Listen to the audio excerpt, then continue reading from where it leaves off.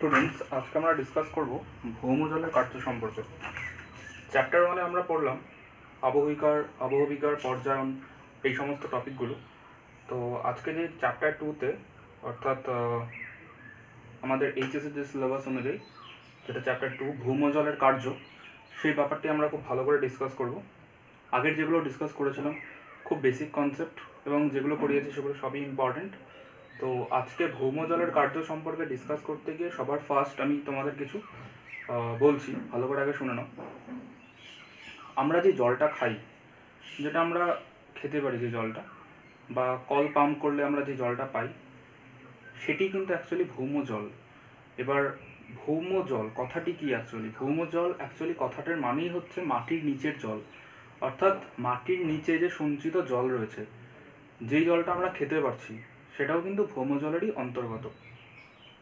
এখন এখানে আমার কোশ্চেন আছে, আমরা কি পৃথিবীতে যা জল পাওয়া যায় সবটাই খেতে পারি? সেটার উত্তর হবে না, খেতে পারি না। কারণ জলের যে টোটাল প্রপোর্শন রয়েছে, তার মধ্যে কিছু রয়েছে সমুদ্রের অন্তর্গত, অর্থাৎ সমুদ্রের নোনা জল, যে জলটা আমরা খেতে পারি না। কিন্তু ভৌমজল, যেটি মাটির তলায় সঞ্চিত অবস্থা রয়েছে, সেটি কিন্তু একটা ফিট অনুযায়ী জলের কোয়ালিটি ডিপেন্ড করে, ঠিক আছে? তো সেই ভৌমজলটা কিভাবে হয় এবং সেই ভৌমজল কী কী কাজ করে, এই সমস্ত নিয়েই, এবং ভৌমজলের আরেকটি ব্যাপার আছে, সেটা হচ্ছে ভৌমজল বিভিন্ন ধরনের ভূমিরূপ তৈরি করে। আমাদের সেটি জানতে হবে যে ভৌমজল অ্যাকচুয়ালি কী কী কাজে ব্যবহৃত হয়, কী কী ভূমিরূপ তৈরি করে, এবং ভৌমজল অ্যাকচুয়ালি কনসেপ্টটা কি, কীভাবে হয়। সবার ফার্স্ট আমরা ডিসকাস করব ভৌমজল কাকে বলে। সাধারণভাবে বলা যায় ভূপৃষ্ঠের নিচে বা ভূ অভ্যন্তরে সম্পৃক্ত স্তরে যে জল পাওয়া যায় তাকেই ভূগর্ভের জল বা ভৌমজল বলা হয়।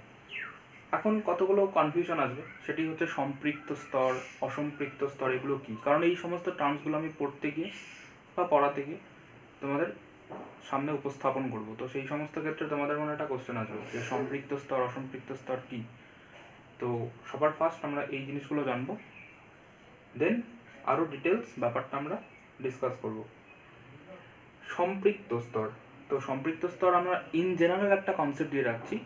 সম্পৃক্ত স্তর মানে যেই স্তরটির মধ্যে জল রয়েছে, অর্থাৎ যেই স্তরটি জলে সিক্ত, সেটিকে বলা হচ্ছে সম্পৃক্ত স্তর। অসম্পৃক্ত স্তর কোনটি? যেই স্তরে জলের কোনো রকম অস্তিত্ব নেই, সেটি হচ্ছে অসম্পৃক্ত স্তর। এই সম্পৃক্ত স্তর, অসম্পৃক্ত স্তর, এই দুটার কনসেপ্ট কিন্তু তোমাদের মনে রাখতে হবে। এরপরে আমরা যেটা ডিসকাস করব সেটি হচ্ছে এই সম্পৃক্ত স্তরেরও কিছু আবার ক্লাসিফিকেশন রয়েছে। একটি হচ্ছে সবিরাম সম্পৃক্ত স্তর, একটি হচ্ছে স্থায়ী সম্পৃক্ত স্তর। এই সমস্ত ব্যাপারে ডিসকাশনটা আমরা পরে ডিটেলস যাব, কিন্তু আগে আমি সংজ্ঞাটা আবার রিপিট করে দিচ্ছি, খুব ভালো করে শোনো। তাহলে সম্পৃক্ত স্তর বুঝলাম যে যেই স্তরে জল থাকে, অর্থাৎ আর্দ্রতা রয়েছে। অর্থাৎ আমি রিপিট করছি সংজ্ঞাটা, খুব ভালো করে শোনো, কারণ এগুলো কিন্তু খুব বেসিক কনসেপ্ট। এগুলো ক্লিয়ার না থাকলে চ্যাপ্টার কিচ্ছু বুঝতে পারবে না। ভূপৃষ্ঠের নিচে বা ভূ অভ্যন্তরে সম্পৃক্ত স্তরে যে জল পাওয়া যায় তাকেই ভূগর্ভের জল বা ভৌমজল বলে। তাহলে আশা করি তোমাদের এতটুকু বেসিক কনসেপ্ট ক্লিয়ার হয়ে গেছে যে মাটির তলায় যেই জলটা সঞ্চিত অবস্থায় রয়েছে তাকে আমরা বলবো হচ্ছে ভৌমজল, এবং সেটি কোথায় পাওয়া যায়? সম্পৃক্ত স্তরে। অর্থাৎ স্তর বলতে কি বোঝাচ্ছে এখানে? সম্পৃক্ত স্তর। আর অসম্পৃক্ত স্তর, যেটার একটু অপোজিট, সেটি মানে হচ্ছে যেখানে আমরা জল পাচ্ছি না, ঠিক আছে? এইবার এই সম্পৃক্ত স্তর এবং অসম্পৃক্ত স্তর ডিটেলস আমরা পরে ডিসকাশনে যাচ্ছি। তার আগে আমি তোমাদের এক দুটো বৈশিষ্ট্য বলে দিচ্ছি, ঠিক আছে, এই ভৌমজলের। সেটি হচ্ছে কুয়ো বা নলকূপের মাধ্যমে এই জল সংগ্রহ করা হয়, আবার আর্টিজিও কূপ, প্রস্রবণ প্রভৃতির মাধ্যমে এই জল বেরিয়ে আসে। তার পাশাপাশি আমরা এটাও বলতে পারি যে আর্দ্র অঞ্চলে ভৌমজলে ক্যালসিয়াম এবং শুষ্ক অঞ্চলে ভৌমজলে লোহার পরিমাণ বেশি থাকে। এটি হচ্ছে সম্পূর্ণ রকম একটা মনে রাখার বিষয়, খুব ভালো করে এই জিনিসগুলো পড়বে। তো আমরা দেখতে পেলাম যে কুয়ো বা নলকূপের মাধ্যমে এই জল সংগ্রহ করা হয়। আমি আগেই বলেছিলাম কথাটা, যে মাটির তলায় যে জলটা আমরা খাওয়ার জন্য বা আদার্স কোনো কাজে ইউটিলাইজ করি, সেটি হচ্ছে ভৌমজল। তাহলে ভৌমজল বুঝতে পারলে ব্যাপারটা কি, যে ভৌমজল হচ্ছে মাটির তলায় অভিকর্ষ বলের প্রভাবে যেই জলটা সঞ্চিত অবস্থায় রয়েছে, ঠিক আছে, যেটিকে আমরা বিভিন্ন কাজে, খাওয়া দাওয়া, আদার্স যে কোনো কাজে ইউটিলাইজ করতে পারি, সেটি হচ্ছে ভৌমজল। এরপরে আমরা ডিসকাস করব এই ভৌম জলের উৎস কোনটি। তো তোমরা বোর্ডে দেখতে পাচ্ছ পিকচারটি রয়েছে। তো ফার্স্ট আমরা পিকচারটা এখন ডিটেলস ডিসকাশনে যাচ্ছে না, একটু ওয়েট করো, ফার্স্টে তোমরা বেসিকগুলোকে শুনে নাও ভালো করে। দেন ভৌমজলের উৎস, দেখো ভৌমজলের অনেক ধরনের উৎস হতে পারে। কি কি রয়েছে, যেই 4 প্রকার উৎসকে সবসময় আমরা প্রেফার করি সেই উৎসগুলো বলছি। সবার ফার্স্ট মিটিওরিক জল, ঠিক আছে, অর্থাৎ বৃষ্টিপাত ও তুষারগলা জল ভূপৃষ্ঠের ওপর দিয়ে প্রবাহিত হওয়ার সময় ভূ অভ্যন্তরে প্রবেশ করে ভৌমজলে পরিণত হয় বলে একে মিটিওরিক জল বলে। অর্থাৎ আমরা বলতেই পারি যে এটি একটি মাটির লেয়ার, এখানে যদি বৃষ্টিপাত হয় বা উপরে যদি তুষার জমে, এরকম বড় বড় বরফের বা শিল পড়ে বা এই ধরনের বড় বড় বরফ জমে থাকে, সে বরফগুলো যখন গলে যাবে বা বৃষ্টির জল যখন চুয়ে চুয়ে ভেতরে ঢুকবে, অর্থাৎ মাটির এই উপরের লেয়ার দিয়ে ভেতরে ঢুকে ভেতরে সঞ্চিত হবে, সেটি কিন্তু ভৌমজলের উৎসের একটি কারণ। তো এটিকে আমরা বলছি হচ্ছে মিটিওরিক জল, ঠিক আছে। এরপরে এই ভৌমজলের প্রধান উৎসই হলো মিটিওরিক জল। তাহলে মিটিওরিক বুঝতে পারলে, অর্থাৎ মেটেরিওলজি অর্থাৎ আবহবিদ্যা থেকেই এই মিটিওরিক জল কনসেপ্টটি এসেছে, ঠিক আছে। এরপরে আমরা ডিসকাস করব সামুদ্রিক জল। এটি একটি উৎস। সামুদ্রিক জল কিভাবে, উপকূল অঞ্চলে খুব অল্প পরিমাণে সমুদ্রের জল শিলাস্তরের মধ্য দিয়ে ভূ অভ্যন্তরে প্রবেশ করে ভৌমজলে পরিণত হয় একে সামুদ্রিক জল বলা হয়। অর্থাৎ উপকূল অঞ্চল অর্থাৎ কোস্টাল রিজিয়নে, যখন কোস্টাল রিজিয়নের কিছু জল আমরা যদি কনসিডার করি এটি একটি উপকূলবর্তী অঞ্চল, ঠিক আছে, এখানে জল রয়েছে, এটি উপকূল। এই উপকূলের পার্শ্ববর্তী অঞ্চল থেকে জল যদি এই অঞ্চলে প্রবেশ করে, তাহলে এই স্থলভাগের এই ভেতরের পোর্শনে কিন্তু জল জমবে। অর্থাৎ এই পোর্শনটিকে আমরা বলতে পারি ভৌমজলের সঞ্চয়স্থান। অর্থাৎ এখানে কিন্তু ভৌমজল ধীরে ধীরে সঞ্চিত হয়। উপকূলবর্তী জল যেটা থাকে সেটি আস্তে আস্তে লিক করে করে করে এই ভেতরটায় ঢোকে, তখনই এখানে জলের সঞ্চয় হয়। এরপরে আমরা ডিসকাস করব আরেক প্রকার জল সম্পর্কে, উৎস, সেটি হচ্ছে সহজাত বা জন্মগত জল। মহীখাতে পাললিক শিলা গঠিত হওয়ার সময় থেকেই সমুদ্র বা হ্রদের জল কিছু পরিমাণে ওই শিলাস্তরের মধ্যে রয়ে যায়, একে সহজাত বা জন্মগত জল বলে। তোমরা খুব ভালো করে জানো যে পাললিক শিলা অর্থাৎ পলি জমে জমে হয়। আচ্ছা, পলি কোথায় পাওয়া যায়? নিশ্চয়ই জলের তলায়, বা আমরা বলতে পারি সমুদ্র গহ্বরে। তো সেই সমুদ্র গহ্বরে যখন পলিগুলো সঞ্চিত হয়ে দীর্ঘদিন ধরে চাপে শিলায় পরিণত হয়, সেই পলি কিন্তু তাপে রূপান্তরিত হয় পাললিক শিলায়। অর্থাৎ সেই শিলাটি কনভার্ট হওয়ার সময় সেই জলটি অটোমেটিক্যালি শিলার মধ্যে ঢুকে যায়। সেই শিলার মধ্যেখানেই জলটি আবদ্ধ অবস্থা দীর্ঘদিন যাবৎ থাকে। সেটি কিন্তু সহজাত বা জন্মগত জল। জন্মগত জল শুনে তোমরা হয়তো বুঝতে পারছো যে পাললিক শিলার যাবে জন্মলগ্ন, সেই শিলাটির মধ্যে যখন জলটা রয়ে যাবে জন্মর সময়, তখনই সেটাকে আমরা জন্মগত জল বা সহজাত জল বলে কনসিডার করব। এরপরে আসছে ম্যাগমীয় জল বা উৎসন্দ জল। আচ্ছা, ম্যাগমীয় জল অর্থাৎ ম্যাগমা, ঠিক আছে, ব্যাপারটা ভালো করে শোনো। অগ্নুদ্গমের সময় যখন ম্যাগমা নির্গত হয়, তখন বিভিন্ন প্রকার খনিজ মিশ্রিত গরম জলও বেরিয়ে আসে, একে ম্যাগমীয় জল বলে। একে জুভেনাইল ওয়াটারও বলা হয়, মনে রাখবে, জুভেনাইল ওয়াটার, ঠিক আছে। তাহলে বুঝতেই পারছি যে অগ্নুদ্গম অর্থাৎ বিভৎস পরিমাণে যখন অগ্নুদ্গম হচ্ছে, ঠিক আছে, তখন তোমরা খুব ভালো করে জানো যেখানে তাপের ব্যাপার রয়েছে, সেখানে অটোমেটিক্যালি একটা ওয়াটার ভ্যাপারেরও কনসেপ্ট থাকবে, ঠিক আছে। তো সেই অগ্নুদ্গমের সময় যখন ম্যাগমা নির্গত হয়, তখন বিভিন্ন প্রকার খনিজ মিশ্রিত গরম জলও বেরিয়ে আসে। কারণ অগ্নুদ্গম কোথার থেকে হয়? নিশ্চয়ই ভূ অভ্যন্তর থেকে হয়। তাহলে ভূ অভ্যন্তরে যে সমস্ত ওই ম্যাগমার টাচে যে সমস্ত জলগুলো থাকে, বা শিলার মধ্যে যে সমস্ত জল সঞ্চিত অবস্থা আগের থেকে রয়েছিল ওখানে, ঠিক আছে, তো সেই জলগুলোও কিন্তু ওই প্রেসারে ওই অগ্নুদ্গমের সময় বেরিয়ে আসে, এবং তার সাথে আমরা দেখতে পারি ওই জলের মধ্যে বিভিন্ন ধরনের খনিজ মিশ্রিত অবস্থা রয়েছে, অর্থাৎ মিশে রয়েছে। তো এই জল ভূগর্ভ থেকে ভূপৃষ্ঠে প্রথমবার উৎসারিত হয় বলে একে উৎসন্দ জল বলা হয়। উৎসন্দ, ঠিক আছে, অর্থাৎ উত্থান এবং সান্দ ইকুয়ালস টু ক্ষরণ বা গমন বলা হয়। আমি এই সমস্ত বিষয়ের প্রত্যেকটি আমাদের হোয়াটসঅ্যাপ গ্রুপে সমস্ত নোটস প্রোভাইড করে দেবো, তোমরা খুব ভালো করে দেখবে।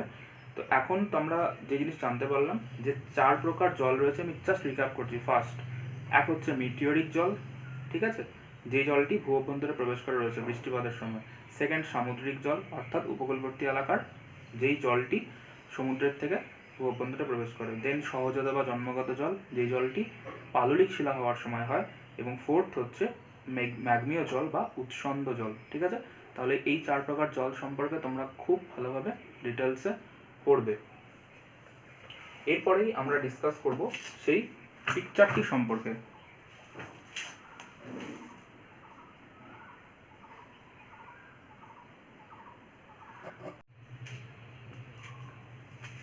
এখন আমরা ডিসকাস করব এই পিকচারটি সম্পর্কে, ভালো করে দেখো না। তো দেখতে পাচ্ছি এখানে কতগুলো শিলার স্তর রয়েছে। শিলার স্তরের মধ্যে এখানে বৃষ্টিপাত হচ্ছে আমরা দেখতে পাচ্ছি।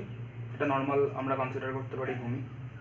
সেই ভূমির উপরিভাগে বৃষ্টিপাত হচ্ছে। বৃষ্টিপাত যখন এই শিলার মধ্য দিয়ে প্রবেশ করছে ভেতরের দিকে, সেই বৃষ্টির জলই কিন্তু আস্তে আস্তে ভৌম জল হিসেবে সঞ্চিত হচ্ছে। একটু আগে আমরা ডিসকাস করলাম বিভিন্ন উৎস সম্পর্কে, যে ভৌম জল কোথার থেকে আসতে পারে, সেই প্লেসগুলো কোথায়। ঠিক আছে, যে ভৌম জলের উৎসগুলো কি, অরিজিনগুলো কী কী। তো আমরা দেখতে পেলাম সবার ফার্স্ট ওপরে রয়েছে প্রবেশ্য শিলা। প্রবেশ্য শিলা, অপ্রবেশ্য শিলা দুটি টার্ম রয়েছে, খুব ভালো করে শোনো। প্রবেশ্য শিলা মানে যেই শিলা দিয়ে জল সহজেই ভেতরে প্রবেশ করতে পারে তাকে বলা হয় প্রবেশ্য শিলা।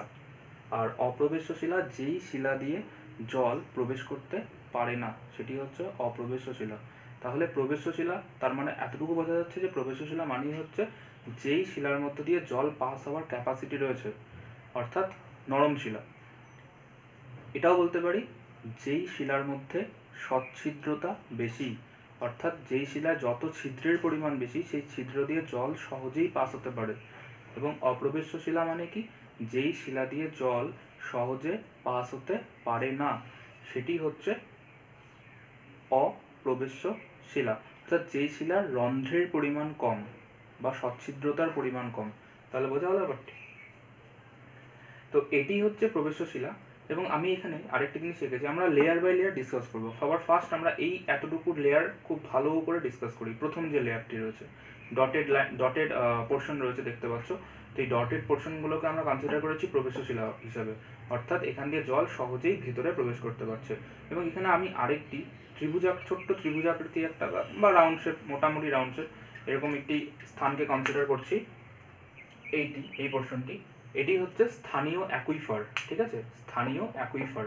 তাহলে অ্যাকুইফারের কনসেপ্টটা তোমাদের ফার্স্ট আগে জেনে রাখা উচিত।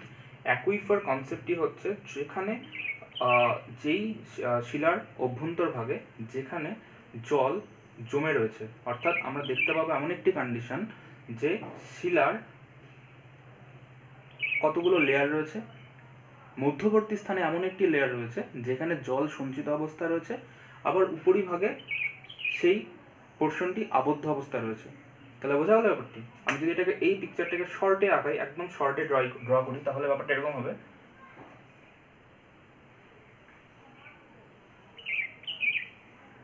আমরা এটাকে ধরলাম কঠিন শিলা হিসেবে, এটাকে ধরলাম কঠিন শিলা হিসেবে। এই যে মাঝখানের যে হোয়াইট পোর্শনটি রয়েছে সেটি হচ্ছে অ্যাকুইফারের কনসেপ্ট। বোঝা গেল? ওপরে কঠিন শিলা, নিচে কঠিন শিলা, মাঝখানে জলটি সঞ্চিত হচ্ছে, এটি হচ্ছে অ্যাকুইফারের কনসেপ্ট।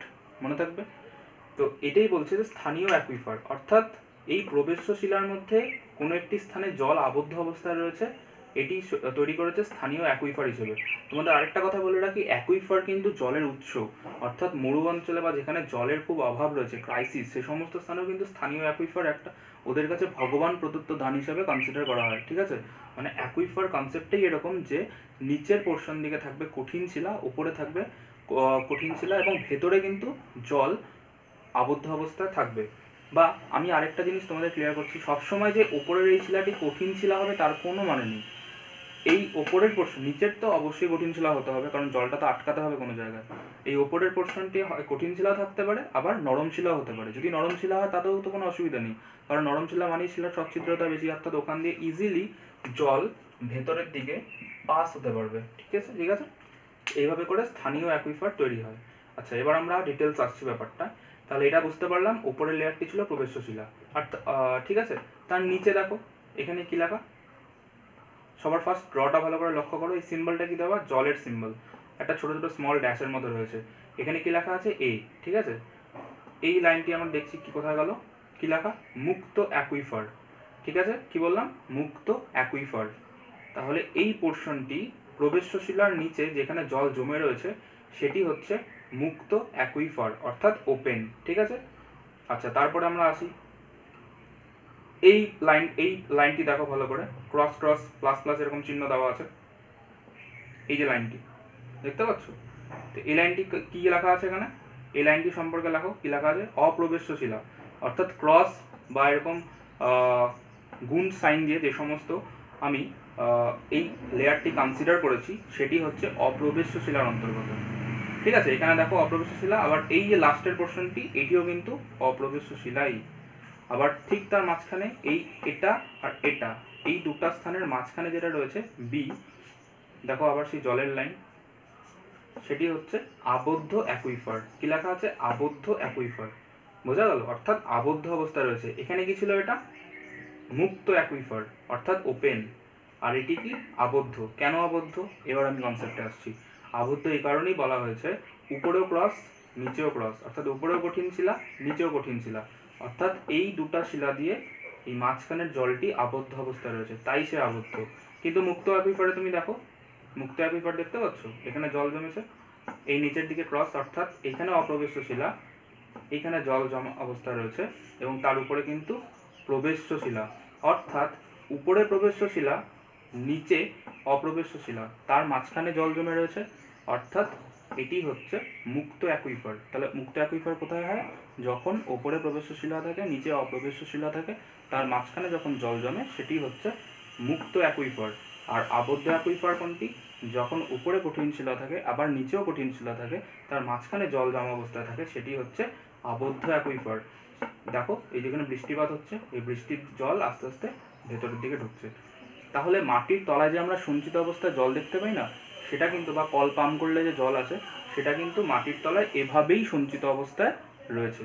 তো এই কনসেপ্টটা তোমরা ভালো করে বুঝতে পারছো। আমি এখানে একটা জাস্ট নর্মাল ছোট্ট উদাহরণ দিচ্ছি, এই গ্লাসের উদাহরণ, আমরা যে জল খাই যে গ্লাস দিয়ে, সেই গ্লাসের এই পোর্শনটা তোমরা ভালো করে লক্ষ্য করো, দেখতে পাচ্ছ, এই পোর্শনটা কি, এই পোর্শনটা কঠিন অবস্থায় রয়েছে বলেই কিন্তু আমরা গ্লাসে জলটা ধারণ করতে পারি। আজকে এই গ্লাসের কোনো একটা জায়গায় ব্রেড কন্ডিশন থাকতো বা কোনো জায়গায় ফুটো থাকতো, তাহলে কিন্তু এই জলটি কোনো না কোনোভাবে লিক হয়ে যেত, ঠিক আছে, বোঝা যাচ্ছে ব্যাপারটা। সচ্ছিদ্রতা যদি থাকতো এখানে, তাহলে কিন্তু আমরা গ্লাসের জল খেতে পারতাম না। তো অটোমেটিক্যালি বুঝতে পারছো যে নিচে যখন কঠিন লেয়ার থাকবে, সেই মাটির ক্ষেত্রে হোক, মাটির নিচে হোক, বা একটা গ্লাস হোক, ঠিক আছে, কঠিন লেয়ারটা আছে বলেই কিন্তু জলটা ওখানে স্টে করছে, ঠিক এরকম। তাহলে এটি হচ্ছে আমাদের ভৌম জলের মেন কনসেপ্ট। যেহেতু চ্যাপ্টারটি আজকে ফার্স্ট স্টার্ট হয়েছে, তাই তোমাদের বেসিক কনসেপ্টগুলো খুব ভালোভাবে ক্লিয়ার করলাম। তাহলে আমি জাস্ট রিভিশন করে দিতে চাই একবার করে। এখান থেকে এই পিকচারটা থেকে আমরা কি শিখলাম, প্রবেশ্য শিলা, স্থানীয় অ্যাকুইফার, অপ্রবেশ্য শিলা, মুক্ত অ্যাকুইফার, আবদ্ধ অ্যাকুইফার, ঠিক আছে।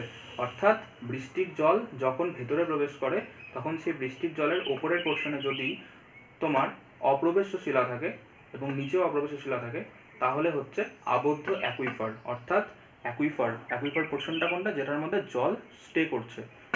আর মুক্ত অ্যাকুইফার যখন নিচে অপ্রবেশ্য শিলা রয়েছে, এই দেখো এই মাঝখানটায় পুরোটাই কিন্তু অপ্রবেশ্য শিলাস্তর, এই অপ্রবেশ্য শিলাস্তরের ওপরের দিকে জল সঞ্চিত রয়েছে আর তার উপরে কিন্তু প্রবেশ্য শিলা রয়েছে, অর্থাৎ এখানে তৈরি হলো মুক্ত অ্যাকুইফার, ঠিক আছে। আর স্থানীয় অ্যাকুইফার কি, যখন প্রবেশ্য শিলার মধ্যেই, অত ভেতরে যাওয়ার দরকার নেই, প্রবেশ্য শিলার মধ্যেই যখন জল কিছুটা সঞ্চিত অবস্থায় রয়েছে, সেটাকে বলা হচ্ছে স্থানীয় অ্যাকুইফার, ঠিক আছে। তোমরা ডিটেলস খুব ভালো করে, আমি যে নোটটি দিব সেটি ভালো করে বুঝবে এবং ভালো করে পড়বে, তাহলে বেসিক কনসেপ্ট ক্লিয়ার হয়ে যাবে। নেক্সট দিন আরও ডিটেলস অ্যানালাইসিস আমরা করব।